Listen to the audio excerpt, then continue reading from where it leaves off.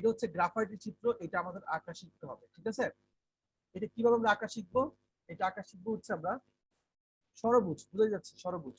ষড়ভুজের প্রত্যেকটা এই যে মাথায় আছে এগুলোকে বলা হয় কার্বন। এটা একটা কার্বন, এটা একটা কার্বন, প্রত্যেকটা হচ্ছে কার্বন।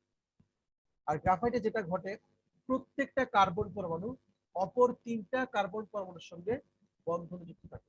খেয়াল করুন, কিন্তু আমরা জানি কার্বনের ইলেকট্রন বিন্যাস কি জানি আমরা? কার্বন C6, হ্যালো,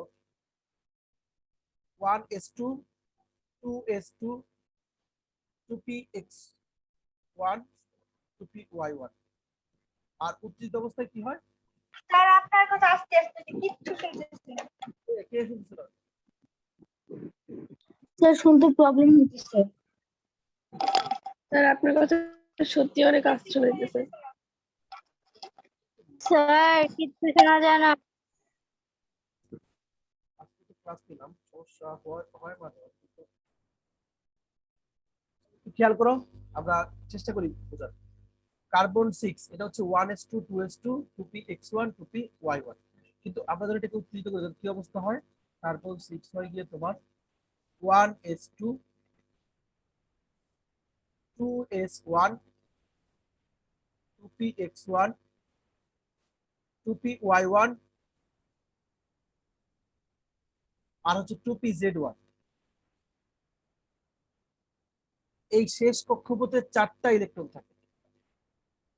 এর মানে বোঝায় প্রত্যেকটা কার্বন এর চারপাশে কয়টা হাত থাকবে? 4টা হাত থাকবে, ঠিক আছে? 4টা হাত থাকলে তার সবগুলা ইলেকট্রন ইউজ হবে, ঠিক আছে? যদি একটা হাতও কম থাকে তার মানে একটা ইলেকট্রন অব্যবহৃত অবস্থা থেকে যাবে। তো এখানে দেখো গ্রাফাইটের গঠন আমরা কি দেখতেছি? গ্রাফাইটের গঠন স্যার এই পেজটা বই কোথায় আছে? কোথাও নেই, এটা পুরাতন বই থেকে দিচ্ছেন। আপনি কোথা থেকে পড়াইতেছেন? আমি পুরাতন বই থেকে পড়াচ্ছি। একটু খেয়াল করেন এই যে গ্রাফাইটের গঠন, এই গ্রাফাইটের গঠনে আমরা কি করতেছি? গ্রাফাইটের গঠনে দেখা যাচ্ছে প্রত্যেকটা কার্বন পরমাণু 3টা কার্বনের সঙ্গে যুক্ত, একটা দুইটা তিনটা। যেহেতু প্রত্যেকটা কার্বন পরমাণু 3টা কার্বনের সঙ্গে যুক্ত, কিন্তু প্রত্যেকটা কার্বনের শেষ কক্ষপথে বিজোড় ইলেকট্রন হচ্ছে 4টা। তার মানে প্রত্যেকটা কার্বনে একটা করে ইলেকট্রন, ধরো 2pz, একটা করে ইলেকট্রন অব্যবহৃত থেকে যায়, মানে এই ইলেকট্রনটা মুক্ত থাকে, কোনো বন্ধনে যুক্ত হয় না। কথা কি বুঝতে পারছো? তাহলে একটা গ্রাফাইট খন্ডে যদি 1 লক্ষ গ্রাফাইট থাকে, কি থাকে? 1 লক্ষ কার্বনের পরমাণু থাকে। একটা গ্রাফাইট খন্ডে 1 লক্ষ কার্বনের পরমাণু থাকে, তাহলে প্রত্যেকটা কার্বনে একটা করে হাত থাকবে, একটা করে ইলেকট্রন কি থাকবে? মুক্ত থাকবে। তাহলে 1 লক্ষ কার্বনে 1 লক্ষ ইলেকট্রন মুক্ত থাকবে। এই ইলেকট্রন গুলা সবসময় কি হবে? সমগ্র গ্রাফাইট খন্ডে চলাচল করবে। এই সমগ্র গ্রাফাইট খন্ডে যখন চলাচল করবে তখন আমরা গ্রাফাইটকে কি বলবো? গ্রাফাইট কি বিদ্যুৎ পরিবাহী নাকি বিদ্যুৎ অপরিবাহী? যে সকল পরমাণুতে মুক্ত ইলেকট্রন থাকে তারা হচ্ছে বিদ্যুৎ পরিবাহী, ঠিক আছে? আমরা কি এতটুকু পর্যন্ত বুঝতে পারছি? কি বলতো, রেসপন্স করো। হ্যালো, স্যার আরেকবার বলবেন? কি জানি মুক্ত ইলেকট্রন না কি বললেন? এই যে তুমি গ্রাফাইটের গঠন খেয়াল করে ফেলো, এই গঠনে কি দেখতেছো? প্রত্যেকটা কার্বন পরমাণু 3টা কার্বন পরমাণুর সঙ্গে বন্ধন করতেছে। কয়টার সঙ্গে? প্রত্যেকটা কার্বন পরমাণু 3টা কার্বন পরমাণুর সঙ্গে বন্ধন যুক্ত। এই প্রত্যেকটা কার্বন পরমাণু 3টা কার্বন পরমাণুর সঙ্গে বন্ধন থাকার কারণে প্রত্যেকটা কার্বনের একটা করে হাত খালি থাকে, একটা করে ইলেকট্রন ফাঁকা থাকে বা মুক্ত থাকে। কেন? আমরা জানি কার্বনের শেষ কক্ষপথ ইলেকট্রন হচ্ছে 2s1 2px1 2py1 2pz1। তো দেখা যাচ্ছে প্রত্যেকটা কার্বনে একটা করে ইলেকট্রন মুক্ত আছে। তো এই গ্রাফাইট খন্ডে মনে করি এখানে কয়টা ইলেকট্রন আছে, কয়টা কার্বন আছে আমরা দেখি। ধরো আমি গুনে নিচ্ছি, আসলে এতগুলো না, আরো বেশি আছে। আমরা গুনে নিচ্ছি এখানে 1 2 3 4 5 6 7 8 9 10 11 12 13 14 15 16 17 18 19। ধরো এখানে 40টা আছে। 40টা কার্বনের মধ্যেই প্রত্যেকটা কার্বনের কি আছে? একটা করে মুক্ত ইলেকট্রন আছে।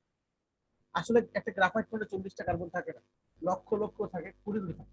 জাস্ট বোঝানোর জন্য বললাম। ধরো এখানে 40টা আছে, প্রত্যেকটা কার্বনের কি আছে? একটা করে মুক্ত ইলেকট্রন আছে। এই মুক্ত ইলেকট্রন গুলা সমগ্র গ্রাফাইট খন্ডে সঞ্চারণশীল, মানে চলাচল করে। এই কারণে গ্রাফাইট হচ্ছে বিদ্যুৎ পরিবাহী। যেহেতু এই গ্রাফাইটের মধ্যে এই পি জেডটা অব্যবহৃত থাকে বা মুক্ত থাকে, তার মানে মূলত কোন ইলেকট্রনগুলো কাজে লাগে? কাজে লাগে একটা এস এর আর দুইটা পি এর। তাই গ্রাফাইটে কোন ধরনের সংকরণ ঘটে?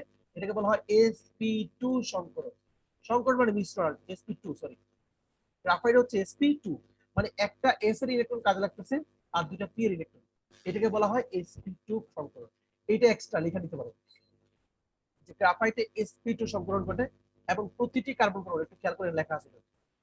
আচ্ছা, প্রতিটি কার্বন চারটি যুক্ততা ইলেকট্রনের মধ্যে তিনটি ইলেকট্রন তিনটি কার্বন দ্বারা পরমাণুর সাথে বন্ধন সৃষ্টি করে। অপর ইলেকট্রনগুলো মোটামুটি ভাবে মুক্ত। এই মুক্ত ইলেকট্রনগুলো গ্রাফাইটের মধ্যে বিদ্যুৎ পরিবহন করে। ফলে গ্রাফাইট একমাত্র অধাতু যা বিদ্যুৎ সুপরিবাহী।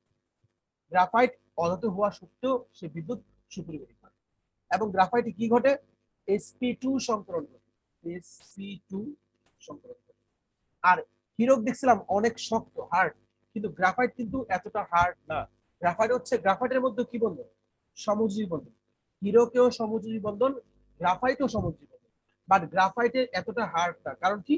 তোমরা পেন্সিলের শীষ কিন্তু ইজিলি কি করতে পারো? ভাঙতে পারো। হাত দিয়ে চাপ দিলে পেন্সিল শীষ কি হয়ে যায়? ভেঙে যায়। তার মানে হচ্ছে গ্রাফাইট এতটা শক্ত না। এর মধ্যে কি থাকে? দুর্বল ভ্যান্ডার ওয়ালস শক্তি বিদ্যমান। কার মধ্যে? গ্রাফাইটের মধ্যে। ঠিক আছে। আচ্ছা, আর এখানে কিসের জালি সৃষ্টি করছে? দেখো, 6টি কার্বন পরমাণু একটি সুষম সরবরাহ সৃষ্টি করে। এই যে 6টা, এক, এই যে 1 2 3 4 5 6, মনে করো এই 6টা কার্বন পরমাণু একটা সরবরাহ সৃষ্টি করছে। আবার দেখো, এই যে 1 2 3 4 5 6 এরকম, এইভাবে প্রত্যেকটা কার্বন পরমাণু কি করে? একটা সরবরাহ সৃষ্টি করে। আমরা কি এতটুকু বুঝতে পারছি? জি স্যার। খুব ভালো। এইটা আপনারা স্ক্রিনশট দিয়ে নেন এবং এটা ভালো করে পড়ুন। ঠিক আছে। গ্রাফাইটের ধর্ম আর ব্যবহার। গ্রাফাইট গাঢ় ধূসর রঙের ফড়িং পদার্থ। এটি নরম আর পিচ্ছিল। এই পিচ্ছিলতার জন্যই এর গলনাঙ্ক উচ্চ উচ্চ বলে। চূর্ণীকরণ যন্ত্রপাতিতে ঘর্ষণ রোধের জন্য গ্রাফাইটকে কঠিন মসৃণ হিসেবে ব্যবহার করা হয়। বাট তাকে ভাঙা যায় easily, এবং কাগজের উপর ঘষলে কালো দাগ পড়ে। এই কারণে আমরা কি করি? এই কারণে কাঠ পেন্সিলের শীষ হিসেবে গ্রাফাইট ব্যবহার করা হয়। ঠিক আছে। বিদ্যুৎ পরিবাহী বলে অনেক বৈদ্যুতিক যন্ত্রে এইটা ব্যবহার করা হয়, গ্রাফাইট ব্যবহার করা হয়। সবচেয়ে বড় ব্যবহার হচ্ছে ড্রাইসেল বা ব্যাটারিতে। ব্যাটারির মাঝখানে যে দরজা ঢুকাই দেওয়া হয়, যে এটা হচ্ছে তোমার কি? এটা কালো বর্ণের থাকে এবং এটা হচ্ছে তোমার একটা গ্রাফাইট। বুঝতে পারছি যে এরকম দেওয়া হয়। আশা করি বুঝতে পারছো। জি স্যার, দেখছি। জি স্যার, এটা দেখছি। এলাকা কাঁপাই দিচ্ছে। তারপর তারপর কি হচ্ছে দেখো, এবং এটাকে বৈদ্যুতিক চুল্লিতেও ব্যবহার করা হয়। Lakeland sell. লেকল্যান্ড সেল হচ্ছে ডাইসেল থেকে বেরিয়েছে। ডাইসেলের ইলেকট্রন, ইলেকট্রন মানে কি? তড়িৎদ্বার। এই গ্রাফাইটটা কি তড়িৎদ্বার হিসেবে কাজ করে মনে আছে? ডাইসেলের মধ্যে তোমাদের ক্লাস 8 এ পড়ছিলাম। কার মনে আছে? গ্রাফাইটে কি হিসেবে, মানে গ্রাফাইটটা এই ডাইসেলের মধ্যে কি হিসেবে কাজ করে?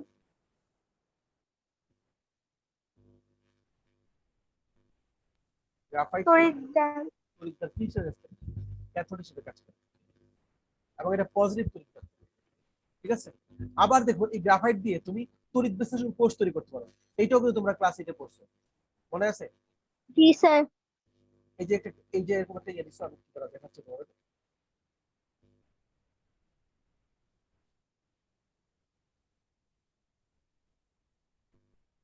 তোমরা কি করছো? এই যে এরকম একটা পাত্র নিছো।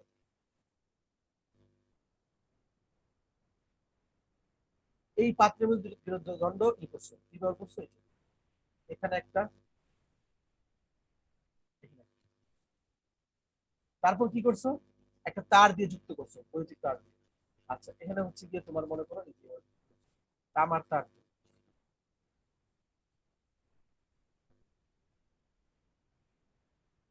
মনে পড়ে ছোটবেলার কথা?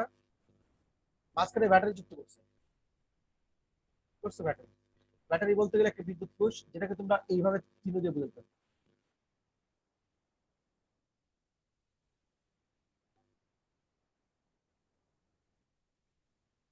ইয়া তড়িৎ বিশ্লেষক কোষে বেশিরভাগ অ্যানোড হিসেবে ব্যবহৃত হয়, ক্যাথোড হিসেবে না, অ্যানোড হিসেবে।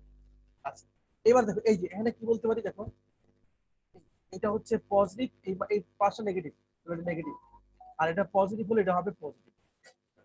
এটার নাম হচ্ছে ক্যাথোড। অ্যানোড। না, ক্যাথোড। এটা হচ্ছে অ্যানোড। স্যার এটা ক্যাথোড কিভাবে? ইউরিয়ান না। এটা আপনারা যখন করছিলেন আপনাদের একটু কনফিউশন লাগার কথা, আমি বুঝতে পারছি কেন কনফিউশন লাগছে। আপনারা ডাইসেলের সঙ্গে প্যাঁচায় ফেলছেন। না না স্যার, ঠিক আছে ঠিক আছে। তারপরে ও আচ্ছা স্যার, মনে পড়ছে, সরি ভুলে গেছিলাম। ডাইসেলে কার্বন দণ্ড ক্যাথোড হিসেবে থাকে, তো আপনারা সবসময় এই ওইটাতে প্যাঁচায় ফেলছেন।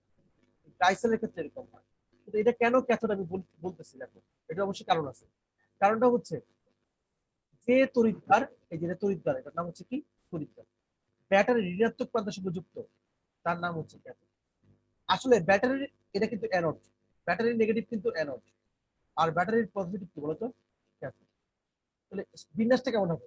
অ্যানোড ক্যাথোড, অ্যানোড ক্যাথোড, মানে ব্যাটারির অ্যানোডের সঙ্গে যে দণ্ড যুক্ত তার নাম হবে ক্যাথোড, আবার ব্যাটারির ক্যাথোডের সঙ্গে যে যুক্ত সে হচ্ছে অ্যানোড, তার নাম হচ্ছে সেই দণ্ড। বুঝতে পারছো? তাহলে তড়িৎ বিশ্লেষ্য কোষ আর ডাইসেলের মধ্যে পার্থক্য এটা, যেটা ডাইসেলের মধ্যে ক্যাথোড সেটা তড়িৎ বিশ্লেষ্য কোষে অ্যানোড হয়। ঠিক আছে? তাহলে স্যার এক্সপেরিমেন্ট করার সময় কি স্যার শক লাগে? হ্যাঁ হ্যাঁ, না শক লাগে, বৈদ্যুতিক? হ্যাঁ তা তো লাগতে পারে, রিস্ক আছে এটা করা। তবে এটা করতে হয় কিভাবে বলি, এটা করার জন্য একটা, এই বুক কিন্তু খোলা থাকে না, আমরা যেরকম বোঝাচ্ছি খোলা, এরকম খোলা না। আসলে দুইটা দণ্ড জাস্ট দেওয়া হয়, এটার মধ্যে প্লাস্টিক দিয়ে আটকাই দেওয়া হয়, উপরে প্লাস্টিক নেওয়া হয়, এরকম প্লাস্টিক, যে প্লাস্টিকের অপরিমাণ এরকম প্লাস্টিক দেওয়া হয়, এবং এটা প্লাস্টিকের সঙ্গে আটকানো থাকে। আর এই কোটার মধ্যে হচ্ছে বা একটা কোন একটা পাত্রের মধ্যে এই দণ্ড দুটো ঢোকানো থাকে। আর কারেন্ট সাপ্লাই দিয়ে কি করা হয়, কারেন্ট একটা হচ্ছে ডিসি দিয়ে করা যায়, একটা এসি দিয়ে করা যায়। ডিসি দিয়ে করলে রিস্ক নেই, আর এসি কারেন্ট দিয়ে করলে, মানে আমরা যে বাসা বাড়িতে যে কারেন্ট ব্যবহার করি ওইটাতে করলে রিস্ক আছে। বুঝতে পারছো? এটা এখানে বলা আছে, এগুলো তোমাদের অত বেশি লাগবে না, এগুলো সামনে আসবে আরো। তোমরা এই তড়িৎ বিশ্লেষকের সামনে পড়বা, এই যেটাই বলছে ডাইসেল ইলেকট্রোড, ইলেকট্রোড মানে তড়িৎদ্বার হিসেবে কাজ করে। ইলেকট্রোড হচ্ছে ইংলিশ শব্দ, বাংলা হচ্ছে তড়িৎদ্বার। বিভিন্ন গলিত লবণের তড়িৎ বিশ্লেষণে গ্রাফাইট অ্যানোড হিসেবে অ্যানোড হিসেবে, যখন বিশেষত যখন ক্লোরিন গ্যাস উৎপন্ন হয়। আচ্ছা, এগুলো আপনারা আরো বুঝতে পারবেন, এগুলো এত কি করার কিছু নাই। আচ্ছা, তাহলে এটা স্ক্রিনশট দিয়ে নিছেন তো নাকি? আমরা এখন জি স্যার। হয়ে যাবো, ঠিক আছে? স্যার হ্যালো বলেন। স্যার, লাস্ট ক্লাসে যে আপনি পেজগুলো দিয়েছেন ওগুলো একটু দিবেন, খালি স্ক্রিনশট নিব। ওগুলো তো মেইন বই আছে, আর ইয়াতে আইডিয়া আছে। না স্যার। আমরা পড়বো হচ্ছে ধাতব বন্ধন। এই বন্ধনটা হচ্ছে আয়নিক এবং সমযোজী বন্ধন থেকে সম্পূর্ণ ভিন্ন। আমরা ইতিমধ্যে এই যে আয়নিক বন্ধন সম্পর্কে জানছি, সমযোজী বন্ধন সম্পর্কে জানছি। এবার হচ্ছে একটি ধাতু অপর একটি ধাতুর মধ্যে আয়নিক বন্ধন এবং দুইটি অধাতব পরমাণুর মধ্যে সমযোজী বন্ধন গঠিত হয়, এটা আমরা জানি। কিন্তু দুটি ধাতব পরমাণু কাছাকাছি এলে এদের মধ্যে যে বন্ধন গঠিত হয় সেটাকে কি বলা হয়? সেটা হলো ধাতব বন্ধন। আর ধাতব বন্ধনের সংজ্ঞা হচ্ছে এটা, সংজ্ঞাটা একটু খেয়াল করো। এক খণ্ড ধাতুর মধ্যে, এটা একটা খণ্ড ধাতু, ঠিক আছে? এই ধাতুর মধ্যে কি আছে? অনেক অসংখ্য পরমাণু আছে। ধাতুর মধ্যে পরমাণু সমূহ যে আকর্ষণের মাধ্যমে যুক্ত থাকে তাকে ধাতব বন্ধন বলা হয়। এটা হচ্ছে ধাতব বন্ধনের সংজ্ঞা। এক টুকরা বা এক খণ্ড ধাতুর মধ্যে যে পরমাণুগুলো আছে, ঠিক আছে, এই পরমাণুগুলো যে আকর্ষণের মাধ্যমে যুক্ত আছে তাকে বলা হয় ধাতব বন্ধন। আপনারা বুঝতে পারছেন? হ্যালো, আচ্ছা। তারপর তোমরা তামার, বা তামা মানে কি কপার, ইংলিশ মানে ইংলিশ হচ্ছে কপার, বাংলা হচ্ছে তামা। তামার তার, লোহার মানে আয়রনের তৈরি ছুরি, কাঁচি, দা, কিংবা জানালার গ্রিল, অ্যালুমিনিয়ামের তৈরি জানালা, সোনার অলংকার ইত্যাদি দেখেছি। এইসবের মধ্যে একই ধাতুর অসংখ্য পরমাণু পরস্পরের সঙ্গে যুক্ত হয়ে হচ্ছে, পরস্পরের সাথে যুক্ত হয় কি বন্ধন তৈরি করে? ধাতব বন্ধনের মাধ্যমে আবদ্ধ হয়। কোন বন্ধনের মাধ্যমে? ধাতব বন্ধনের মাধ্যমে আবদ্ধ হয়। ঠিক আছে? আচ্ছা, আমার কথা কি এখন মোটামুটি চলতেছে? জি জি স্যার। স্যার। বলে চললেই, ডাইনি ক্লাস করলে এরকমই হয়। কি জানি চেহারা ডাইনির মতো একটা কি যেন একটা ছবি পাঠাইছিল গ্রুপে। স্যার কি বললেন? আমরা কিছু একটা করে ডাইনিং গুলো কিছু একটা করে আরে গ্রুপে একটা মেয়ে ছবি পাঠিয়েছিল ডাইনিং মতো চেহারা আচ্ছা এবার দেখো স্যার আরেকটু করে বলবেন, কিছু শুনি না। করে বলেন, কিছু শোনা যায় না। থাক, আসলে স্যার আপনার কথা আস্তে আস্তে আস্তে হয়ে যায়। হ্যাঁ আস্তে আস্তে হয়ে যায় আচ্ছা জি স্যার। কাকে ডাইনি বললেন বুঝলাম না। ওটাই আমি খালি ডাইনি শুনছি। হ্যাঁ আমি ওইটাই বলছে যে শুনলাম। গ্রুপের ভিতরে কি মেসেজ এইগুলা বলছেন। আচ্ছা, ঠিক আছে এবার দেখো আমরা এবার সঞ্চারণশীল ইলেকট্রনে যাচ্ছি এই যে ধাতু মনে করো সোডিয়াম একটা ধাতু অথবা লোহা একটা ধাতু আমরা কি দেখি সোডিয়ামের শেষ কক্ষপথে আছে 3s1 আচ্ছা এই সোডিয়াম যে গ্রুপে আছে এই গ্রুপের সরি যে পর্যায়ে আছে এই পর্যায়ের শেষ মূলের নাম কি সোডিয়াম যে পর্যায়ে আছে এই পর্যায়ের শেষ মূলের নাম কি দেখে কে বলতে পারে স্যার ফ্রান্সিয়াম। ফ্রান্সিয়াম। হ্যাঁ ফ্রান্সিয়াম। আমি কিন্তু বলছি পর্যায়ে ও পর্যায়ে পর্যায়ে কি আছে আর্গন। আর আর্গন। আপনার আগে কি আছে ক্লোরিন। ক্লোরিন। ক্লোরিন। একই পর্যায়ে এই মৌলগুলোর মধ্যে কার আকার ছোট কোন পরমাণুর আকার ছোট আর কোন পরমাণুর বড় স্যার সোডিয়ামের বড়। সোডিয়াম। সোডিয়ামের আকার বড়, আর্গনের আকার ছোট। হ্যাঁ আর্গনের আকার ছোট। আর্গনকে যদি বাদ দিয়ে দিলে ছোট কি হচ্ছে ক্লোরিন নাকি আর্গনকে বাদ দিলে ক্লোরিন। স্যার আপনার সব কেমন একটা সাউন্ড আসছে না? এটা কোন কোন দিকে আসছে আমার এখানে সাউন্ড আসছে স্যার অনেক আস্তে শোনা যায়। শুনতে পারলে হয়েছে হ্যাঁ না শোনার হচ্ছে সমস্যা আচ্ছা দেখো যেটা বলতেছিলাম তার মানে হচ্ছে এই যে আর্গন আমরা বললাম আর্গন বাদ দিলাম তাহলে সোডিয়াম এবং ক্লোরিনের মধ্যে একই পর্যায়ের মৌলগুলোর মধ্যে ধাতুর আকার বড় হয় অধাতুর আকার কি হয় ছোট হয় যেহেতু ধাতুর আকার বড় হয় তাই ধাতুর যে শেষ মুক্ত ইলেকট্রনগুলো থাকে শেষ কক্ষপথের ইলেকট্রনগুলো এগুলো একটা মুক্ত ইলেকট্রনের মতো আচরণ করে মানে যেহেতু আকার বড় নিউক্লিয়াসের প্রতি আকর্ষণ কম আর নিউক্লিয়াসের প্রতি আকর্ষণ কম হওয়ার কারণে এরা কি হিসাবে কাজ করে অনেকটা মুক্ত ইলেকট্রনের মতো আচরণ করে তাহলে শেষ কক্ষপথের ইলেকট্রন গুলা ঘুরে বেড়ায় সেটা কথা ধাতুর শেষ কক্ষপথে যে ইলেকট্রন গুলো আছে এরা অনেকটা ঘুরে বেড়ায় ঠিক আছে যদি ঘুরে বেড়ায় এরকম মনে হয় তাহলে একটু খেয়াল করে কি হবে তার মানে প্রত্যেকটা ধাতব পরমাণু ইলেকট্রন হারায় বলা যায় মানে ওর ইলেকট্রনটা আর ওর পরমাণু না থেকে ঘোরাফেরা করে মনে করো একটা ধাতব খণ্ড এখানে মনে করো সোডিয়াম আছে কয়টা এটা সোডিয়াম আছে হচ্ছে 15টা হ্যাঁ 15টা সোডিয়াম পরমাণু আছে প্রত্যেকটা সোডিয়াম পরমাণুর কি আছে একটা করে মুক্ত ইলেকট্রন আছে প্রত্যেকটা সোডিয়াম পরমাণুর একটা করে মুক্ত ইলেকট্রন আছে যেটা হচ্ছে কি এটা হচ্ছে 3s1 এই মুক্ত ইলেকট্রনটা সোডিয়ামের মধ্যে না থেকে সোডিয়াম একটা নির্দিষ্ট সোডিয়াম পরমাণুতে না থেকে সমগ্র খণ্ডে ঘুরে বেড়ায় এই কারণে এই ইলেকট্রন গুলাকে বলা হয় সঞ্চারণশীল ইলেকট্রন বা ডিলোকালাইজড ইলেকট্রন যে ইলেকট্রন গুলা মানে ধাতব পরমাণুর কি হচ্ছে আকার বড় হয় শেষ কক্ষপথের ইলেকট্রন গুলা নিউক্লিয়াসের প্রতি আকর্ষণ কম থাকে আকর্ষণ কম থাকার কারণে সে কি করে ঘুরে বেড়ায় সে সমগ্র ধাতব খণ্ডে ঘুরে বেড়ায় চলাচল করে আর মনে হবে কি এই পুরা পরমাণুটা ধাতব পরমাণুগুলা এই ইলেকট্রনের সমুদ্রে বসবাস করতেছে মানে ইলেকট্রন গুলা ঘুরে বেড়াচ্ছে চারপাশে আর মাঝখানে কিছু একটা আছে সমুদ্রের মধ্যে মানুষ পড়ে গেলে যেরকম হয় এটা ইলেকট্রন সমুদ্রের মধ্যে পড়ে আছে মনে হচ্ছে ঠিক আছে আর এই ইলেকট্রন গুলাকে বলা হয় সঞ্চারণশীল ইলেকট্রন ঠিক আছে আর ইলেকট্রন গুলাকে বাদ দিলে এই পরমাণুটা যে পজিটিভ চার্জে পরিণত হয় এটাকে বলা হয় পারমাণবিক শ্বাস বা কোর কারণ এটা হচ্ছে একটা পরমাণুর মূল জিনিস ইলেকট্রন মূল জিনিস না এই পজিটিভ আয়ন সহকারে যে পরমাণুটা আছে এখন এটা হচ্ছে পরমাণুর মূল জিনিস আর ইলেকট্রন হচ্ছে হারাইতে পারে এই কারণে নাম কি পারমাণবিক শ্বাস আমার এই কথাটুকু কারা কারা বুঝতে পারছে একটু বলতো হ্যালো স্যার প্রায় প্রায় বুঝতে পারছি পুরোপুরি না।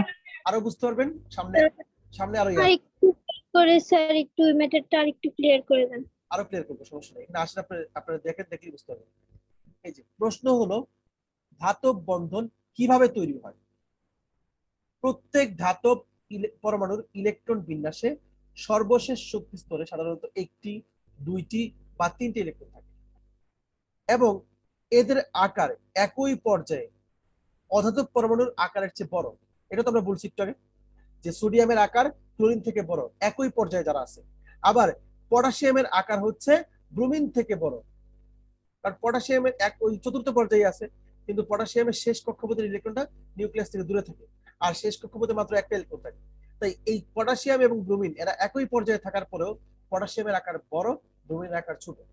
ঠিক আছে, আচ্ছা বলা হচ্ছে কি খেয়াল করো যে এদের আকার একই পর্যায়ে অধাতব পরমাণুর চেয়ে বড়। কাদের? ধাতুর আকার হওয়ায় ধাতব পরমাণুর সর্বশেষ শক্তি স্তরের ইলেকট্রন এর প্রতি নিউক্লিয়াসের আকর্ষণ অনেক কম। তাই তো আমরা বলছি, ফলে ধাতুতে পরমাণু সমূহ তার সর্বশেষ শক্তি স্তরে এক বা একাধিক ইলেকট্রন ত্যাগ করে ধনাত্মক আয়নে পরিণত হয়। এই ধনাত্মক আয়নকে পারমাণবিক শ্বাস বা অ্যাটমিক কোর বলা হয়। এইটুকু দেখো তো বুঝতে পারছো কিনা? আমি যে কথা বলছি কথার সাথে মিলতেছে অনেকটা? জি স্যার। Good boy. তারপর ওকে মিস। ধাতব স্ফটিকে পারমাণবিক শ্বাসগুলো সুনির্দিষ্ট ত্রিমাত্রিক বিন্যাসে থাকে। কি বলছি? ধাতব স্ফটিক, স্ফটিক মানে কি? ক্যালাস, ওই যে দানাদার দানাদার মানে টুকরা, সোজা কথা। ধাতব স্ফটিক মানে ধাতুর যে ক্যালাস, এটার মধ্যে পারমাণবিক শ্বাসগুলো সুনির্দিষ্টভাবে ত্রিমাত্রিক বিন্যাসে থাকে, মানে একটার উপর একটা ত্রিমাত্রিক বিন্যাস। আমরা যেভাবে লবণের বিন্যাস ঠিক ওইটা ওইরকম আর কি। ওখানেও ত্রিমাত্রিক বিন্যাস, এখানেও ত্রিমাত্রিক বিন্যাস থাকে। আর ধাতব পরমাণু পরমাণু কর্তৃক ত্যাগকৃত ইলেকট্রন, মানে ধাতব পরমাণু যে ইলেকট্রনগুলো ত্যাগ করে, ত্যাগকৃত ইলেকট্রন গুলো উক্ত পারমাণবিক শ্বাসের মধ্যবর্তী স্থানে মুক্তভাবে ঘোরাফেরা করে। এই যে দেখো, এই যে ধাতব, এই যে শ্বাসের মাঝখানে কি আছে বলতো? ইলেকট্রন যে ত্যাগ করছে ধাতুগুলা, এই ইলেকট্রন গুলা ঘোরাফেরা করতেছে নাকি? ঘোরাফেরা করতেছে না? এই যে শ্বাসের মাঝখান দিয়ে এই ইলেকট্রন গুলার নাম হচ্ছে সঞ্চারণশীল ইলেকট্রন। ঠিক আছে, তাহলে আমরা কি বলতে পারি? ধাতব স্ফটিকে পারমাণবিক শ্বাসগুলো সুনির্দিষ্ট ত্রিমাত্রিক ভাবে বিন্যস্ত থাকে, আর ধাতব পরমাণু কর্তৃক ত্যাগকৃত ইলেকট্রন গুলো উক্ত পারমাণবিক শ্বাসের মধ্যবর্তী স্থানে মুক্তভাবে ঘোরাফেরা করে। এই ধরনের ইলেকট্রনকে সঞ্চারণশীল ইলেকট্রন বা ডিলোকালাইজড ইলেকট্রন বলা হয়। ঠিক আছে, এই ইলেকট্রন গুলো কোনো নির্দিষ্ট পরমাণুর অধীনে থাকে না, পুরো হচ্ছে না থেকে কি হয়, বরং পুরো ধাতব খণ্ডের সমগ্র ধাতব আয়নের ইলেকট্রন হয়ে যায়। মানে মনে হবে কি যে ধরো যে তুমি এই ইলেকট্রনটা ছিল, এই ইলেকট্রনটা ছিল কার? ও, এখন কি হবে দেখো, এই ইলেকট্রনটা ঘুরবে, ঘুরে এখানে যাবে, এইটা ঘুরে এখানে যাবে, এইটা ঘুরে এখানে যাবে। এখন তোমার কাছে মনে হতে এই ইলেকট্রন মানে এই পরমাণু, আসলে না, আসলে হচ্ছে এই ইলেকট্রনটা হচ্ছে এই পরমাণু, কিন্তু ও তো চলে গেছে এখানে। এভাবে ঘোরাফেরা করে, তখন কোনটা কার ইলেকট্রন কোনো পরমাণু বলতে পারবে না যে এটা আমার ইলেকট্রন, কিন্তু মানে সমগ্র ধাতব খণ্ডের হয়ে যাবে, নির্দিষ্ট কোনো পরমাণু থাকে না। কথা কি বুঝতে পারছো? হ্যালো, জি স্যার। গুড। তারপর আচ্ছা, এখানে এটাই বলা হচ্ছে, আশা করি এটুকু ক্লিয়ার। এটাই বলা হচ্ছে কি যে ইলেকট্রন ধাতব আয়নের হয়ে যায়, মানে সমগ্র সব ইলেকট্রন গুলো হচ্ছে, এই ইলেকট্রন গুলো হচ্ছে ধাতব আয়নের ইলেকট্রন হয়ে যায়। বলা যেতে পারে ইলেকট্রন গুলো ইলেকট্রনের সাগরে পারমাণবিক ধাতব আয়নগুলো স্ফটিক আকারে সুবিন্যস্ত করে সজ্জিত। ওই যে ইলেকট্রন গুলো এমন ভাবে ঘুরে, মনে হয় যে পানির মধ্যে কোনো বস্তু থাকবে, যেরকম এরকম যে ইলেকট্রন হচ্ছে পানির মতো, আর শুধু ইলেকট্রনই দেখা যায়, আর শ্বাসগুলো ভিতরে থাকে। ঠিক আছে, তারপর খেয়াল করেন। স্যার, হ্যাঁ বলেন। তার মানে কি একটা পারমাণবিক শ্বাসের একটা সঞ্চারণশীল ইলেকট্রন থাকে? কিন্তু নির্দিষ্ট যদি থাকে না, থাকে তো একটাই, মনে করো একটাও থাকতে পারে, দুটোও থাকতে পারে, এখন নির্ভর করবে কার খণ্ড নিয়ে চিন্তা করছো। তুমি যদি সোডিয়ামের খণ্ড নিয়ে চিন্তা করো তাহলে একটা, তুমি যদি আয়রনের খণ্ড নিয়ে চিন্তা করো তাহলে আয়রনের মুক্ত ইলেকট্রন আছে দুইটা, কারকের মধ্যে তিনটা, কারকের মধ্যে না মানে উত্তেজিত অবস্থায় তিনটা। সেই ক্ষেত্রে একটা ধাতব খণ্ডের কয়টা ইলেকট্রন? দুইটা করে ইলেকট্রন, অথবা তিনটা করে। সোডিয়াম নিয়ে কাজ করলে একটা, পটাশিয়াম নিয়ে কাজ করলে একটা, ম্যাগনেসিয়াম নিয়ে কাজ করলে দুইটা, যার শেষ কক্ষপথে মুক্ত ইলেকট্রন যে কয়টা থাকে। বুঝতে পারছো? কিন্তু এইগুলা কোনো নির্দিষ্ট পরমাণু থাকে না সমগ্র ধাতব খণ্ডে। আচ্ছা, ধাতব স্ফটিকে দুটো ধাতব আয়নের মধ্যবর্তী স্থানে একটি সঞ্চারণশীল ইলেকট্রন অবস্থান করে, তখন ইলেকট্রনের প্রতি উভয় ধাতব আয়নই স্থির বিদ্যুৎ আকর্ষণ শক্তি দ্বারা আকর্ষিত হয়। ঠিক আছে, এই কারণে ধাতব আয়ন দুটি পরস্পর হতে বিচ্ছিন্ন হতে পারে না, যেহেতু স্থির বিদ্যুৎ আকর্ষণ দ্বারা। কিভাবে? ওই যে প্লাসটা হচ্ছে পারমাণবিক শ্বাসটা, আর মাইনাসটা হচ্ছে ইলেকট্রন, এরা পরস্পরের সঙ্গে আকর্ষণ দ্বারা আবদ্ধ থাকে। ও যখন এখান থেকে এখানে চলে যায় তখনও কিন্তু ও এই পারমাণবিক শ্বাসকে আকর্ষণ করে। তার মানে এখানেও একটা কি হয়, পারস্পরিক স্থির বিদ্যুৎ আকর্ষণ শক্তি কাজ করে। ঠিক আছে, মাঝখানে বলে তুমি আমার কথা শুনো নাই, কারণ নেট প্রবলেম ছিল। আবারও বলি দেখো, ধাতব স্ফটিকে দুটো ধাতব আয়নের মধ্যবর্তী স্থানে একটি সঞ্চালনশীল ইলেকট্রন অবস্থান করে। দুইটা ধাতব শ্বাসের মধ্যে, মানে আয়নের মধ্যবর্তী যে প্লাস প্লাস এর মাঝখানে একটা সঞ্চালনশীল ইলেকট্রন অবস্থান করে সবসময়। এই যে দেখো এখানে দেখা দেখা যাচ্ছে, মনে করো এই দুইটা ধাতব আয়ন, তার মাঝখানে একটা সঞ্চালনশীল ইলেকট্রন আছে। এই দুটো ধাতব আয়ন, তার মাঝখানে একটা সঞ্চালনশীল ইলেকট্রন আছে। এই দুটো ধাতব আয়ন, তার মাঝখানে কি আছে, একটা সঞ্চালনশীল ইলেকট্রন আছে। আশা করি বুঝতে পারছো। এদের মধ্যে কি হবে, পারস্পরিক স্থির বিদ্যুৎ আকর্ষণ বল। যখনই প্লাস মাইনাস চার্জ তখনই স্থির বিদ্যুৎ আকর্ষণ বল কাজ করে। ঠিক আছে, আচ্ছা। কিন্তু অনেক ক্ষেত্রে তো সঞ্চালনশীল ইলেকট্রন নাই। কি নাই? ধাতব হ্যাঁ স্যার, নাই। কোথায়? দুইটা ওই যে পারমাণবিক কি জানি শ্বাস না, হ্যাঁ ওইটার মাঝখানে তো নাই। কি বলছো? দেখো তাহলে সবগুলোতে আছে না? তো দেখেন লাস্ট লাইনে ওখানে দুইটার মধ্যে নাই। লাস্ট লাইনে? ও আচ্ছা, এগুলো এমনি দিছে, এটা একটা চিত্র আছে তো, এটা সবগুলোর মধ্যে আছে, এটার মধ্যে আছে, থাকে না, মানে যে সবার মধ্যে এরকম থাকে। এবং লাস্ট বলতে গেলে কিছু নাই, এর এদিকে আরো আছে, এভাবে একটা একটা সাথে ব্যান্ড করে আছে, মানে জোড়া জোড়া লাগাই আছে। তুমি বুঝতে পারবে না এখানে দেখা, এটা ত্রিমাত্রিক চিত্রকে একটা কলের মধ্যে তুমি দেখতেছো, তো তুমি নিশ্চয়ই পুরোপুরি বোঝার কথা না। ঠিক আছে, আছে সবার সঙ্গে সবার কথা। ঠিক আছে, স্যার একটা পরমাণুতে সর্বোচ্চ কয়টা থাকতে পারে এরকম? কি একটা পরমাণু তো একটা থাকতে পারে, দুইটা থাকতে পারে, তিনটা থাকতে পারে ইলেকট্রন, কিন্তু হয়তো একটা পরমাণু না, তুমি একটা পরমাণু খুঁজে পাবা যদি এক খন্ড যে কোনো একটা কিছু নাও, তার মধ্যে লক্ষ লক্ষ কোটি কোটি পরমাণু আছে, তুমি একটা পরমাণু চোখেও দেখো না, চোখে দেখা ইম্পসিবল। একটা না, তুমি 100টা পরমাণু চোখে দেখতে পারবে না, 1000টা পরমাণু চোখে দেখতে পারবে না। স্যার একটা অণু চোখে দেখা যায় না। 1000টা পরমাণু যদি একসাথে পড়ে, তাহলে হয়তো বা তুমি দেখবা। আর বড় বড় কক কলম দিয়ে আমি গাড়া দাগ কার বাচ্চা কাঁদে? আচ্ছা দেখো, কার মতো ঘুরে গাড়ি উঠবো না। এই আমেনা পিয়া বন্ধ করো, আর আফরিন মিউট করো, মিউট করো তুমি। আচ্ছা, কে চিল্লাচ্ছিল আমি বুঝতে পারছি, ওর ভাই চিল্লাচ্ছিল। যাই হোক, যেটা বলতেছিলাম তার মানে হচ্ছে, তুমি 1000টা পরমাণু একসঙ্গে হইলে তুমি হয়তো বা দেখবে একটা বিন্দুর মতো, জাস্ট একটা বিন্দু। 10 কোটি পরমাণু একসঙ্গে করলে হয় কতটুকু জানো? 1 সেন্টিমিটার মনে হয়, না 1 সেন্টিমিটার 1 ইঞ্চি হয়, বলে গেছি। আচ্ছা, এবার দেখো কি বলা হচ্ছে, এই কারণে ধাতব আয়ন দুটি পরস্পর বিচ্ছিন্ন করতে পারে না। এদের মধ্যে কি কাজ করে, এই পারমাণবিক শ্বাস আর ইলেকট্রনের মধ্যে একটা স্থির বিদ্যুৎ আকর্ষণ কাজ করে। এটাই মূলত ধাতব বন্ধনের মূল কারণ। ধাতুর মধ্যে সঞ্চালনশীল এই ইলেকট্রনগুলো তাপ এবং বিদ্যুৎ পরিবহনের জন্য দায়ী। এই কারণেই কিন্তু আমরা বিদ্যুৎ পরিবহনের জন্য কি ব্যবহার করি, ধাতব তার ব্যবহার করি। অনুরূপে ধাতুর নমনীয়, ঘাত সহতা, তারপর হচ্ছে ধাতব উজ্জ্বল্য ইত্যাদি ধর্ম হচ্ছে সঞ্চালনশীল এই ইলেকট্রনের কারণেই ঘটে থাকে। আশা করি এটা বুঝতে পারছো। তারপর সকল ধাতুই বিদ্যুৎ সুপরিবাহী। ধাতুর স্ফটিকে মুক্তভাবে বিচরণশীল ইলেকট্রনগুলো বিদ্যুৎ পরিবহনের কাজটি করে থাকে। আবারও বলি, সকল ধাতুই বিদ্যুৎ সুপরিবাহী। ঠিক আছে, ধাতুর স্ফটিকে মুক্তভাবে বিচরণশীল ইলেকট্রনগুলো বিদ্যুৎ পরিবহনের কাজটা করে। এই যে মুক্তভাবে বিচরণশীল যে ইলেকট্রনগুলো, এরাই হচ্ছে বিদ্যুৎ পরিবহনের কাজ করে। একটি ধাতব খণ্ডের দুই প্রান্তের সাথে ব্যাটারির ধনাত্মক ও ঋণাত্মক প্রান্ত সংযুক্ত করলে ইলেকট্রনগুলো ঋণাত্মক প্রান্ত থেকে ধনাত্মক প্রান্ত দিকে প্রবাহিত হয়। মানে তুমি যদি ধাতুর মধ্যে একটা কি করো, এই ধাতুর দুই প্রান্তে একটা ব্যাটারি যুক্ত করছো, মনে করো এই হচ্ছে একটা ব্যাটারি, এই ব্যাটারির এখানে একটা ধাতব তার আছে, নীল কালার দিয়ে বোঝা যাচ্ছে, এইটা থেকে এখানে এগিয়ে দিলাম। এই তারের মধ্যে কি আছে, অসংখ্য পরমাণু আছে। এই পরমাণুগুলো কিভাবে চলাচল করে, মনে করো এটা নেগেটিভ প্রান্ত ব্যাটারি, এটা ব্যাটারির পজিটিভ প্রান্ত।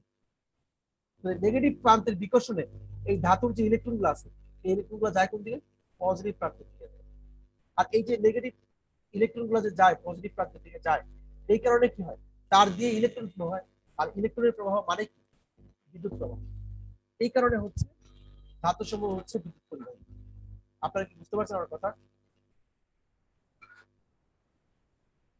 ধাতুর বিদ্যুৎ পরিবাহী দেখা যাচ্ছে। সকল ধাতু বিদ্যুৎ সুপরিবাহী। তারপর বলা হচ্ছে কি, ধাতুর স্ফটিকে মুক্তভাবে বিচরণশীল ইলেকট্রন গুলো বিদ্যুৎ পরিবহনের কাজটি করে দেবে। মুক্তভাবে যে এখানে মাইনাসের পর অ্যারোটা দিয়ে কি ইলেকট্রন প্রবাহের কথা বুঝাইতেছে? ইলেকট্রন প্রবাহ করে রয়েছে। একটি ধাতব খণ্ডের দুই প্রান্তের সাথে ব্যাটারি ধনাত্মক এবং ঋণাত্মক প্রান্ত যুক্ত করলে ইলেকট্রন গুলো ঋণাত্মক প্রান্ত থেকে ধনাত্মক প্রান্তের দিকে প্রবাহিত হয়। অর্থাৎ ধনাত্মক প্রান্ত থেকে ঋণাত্মক প্রান্তে বিদ্যুৎ প্রবাহিত হয়। কারণ ইলেকট্রন যেদিকে ফ্লো হয়, বিদ্যুৎ কোন দিকে ফ্লো হয়? তার বিপরীত দিকে। ইলেকট্রন ফ্লো হয় নেগেটিভ থেকে পজিটিভের দিকে, আর পজিটিভ থেকে নেগেটিভের দিকে কি হয়? কারেন্ট ফ্লো হয়। সঞ্চালনশীল ইলেকট্রন না থাকলে ধাতুর মধ্যে বিদ্যুৎ প্রবাহিত হতো না। আপনারা এতটুকু বুঝতে পারছেন? সম্ভবত শেষ। ধাতুর তাপ পরিবাহিতা, এটা কি পারবেন নিজে নিজে পড়তে? না, পড়াই অল্প একটু আছে, সময় অল্প আছে। আবার একখণ্ড ধাতব পাত্রের এক প্রান্তে আগুন রাখলে, এতে উত্তপ্ত করলে দেখতে পাবে অপর প্রান্তে বেশ তাড়াতাড়ি গরম লাগতেছে। তুমি যদি লোহার খণ্ড যদি তাই বানিয়ে বসে থাকে, এখানে যদি আগুন থাকে তাহলে একটু পরে এবার হাতে আগুন গরম লাগবে। এর অর্থ হলো ধাতুগুলো তাপ পরিবাহিতা ও প্রদর্শন করে। তাপ পরিবাহিতা প্রদর্শন করে। এর কারণ হচ্ছে কি, সঞ্চালনশীল ইলেকট্রন। তাপ প্রদানের সাথে সাথে সঞ্চালনশীল ইলেকট্রনগুলো শক্তি গ্রহণ করে। আমরা কিন্তু পড়ছি পুর মতবাদে যে ইলেকট্রন গুলা শক্তি গ্রহণ করে, এক কক্ষপথে লাভ দিয়ে কি হয় আরেক কক্ষপথে যায়। এখানে সেম কথা বোঝাচ্ছে, তাপ প্রদানের সাথে সাথে সঞ্চালনশীল ইলেকট্রন গুলো শক্তি গ্রহণ করে এবং তাদের গতিবেগ বাড়ায়, এবং এইটার কারণে কি হচ্ছে, বেগ বৃদ্ধি করে। এই ইলেকট্রন গুলো অধিক তাপমাত্রা প্রাপ্ত, আচ্ছা, অধিক তাপমাত্রার প্রান্ত থেকে কম তাপমাত্রার প্রান্ত থেকে যে ইলেকট্রন গুলো উত্তপ্ত হয় বেশি, এইগুলো মনে করো এখানে এখানে বেশি উত্তপ্ত হচ্ছে, এখানে আগুন আছে, এখানে ইলেকট্রন গুলো এদিকে চলে আসবে, আইসা এদের ইলেকট্রন গুলা কি করবে, গরম করে, মানে তাপ দিবে, দেওয়ার মাধ্যমে কি হবে, তাপটা সঞ্চালন করবে। এইভাবে এই প্রান্তটাও গরম হবে, ফলে ধাতুর এক প্রান্ত থেকে অপর প্রান্তে তাপের পরিবহন হবে। আশা করি বুঝতে পারছেন। আপনারা একটু কষ্ট করে পড়বেন। এই কেমিস্ট্রি বইয়ের কাজই হচ্ছে রিডিং করা। রিডিং করলে যত রিডিং করবে তত শিখবে।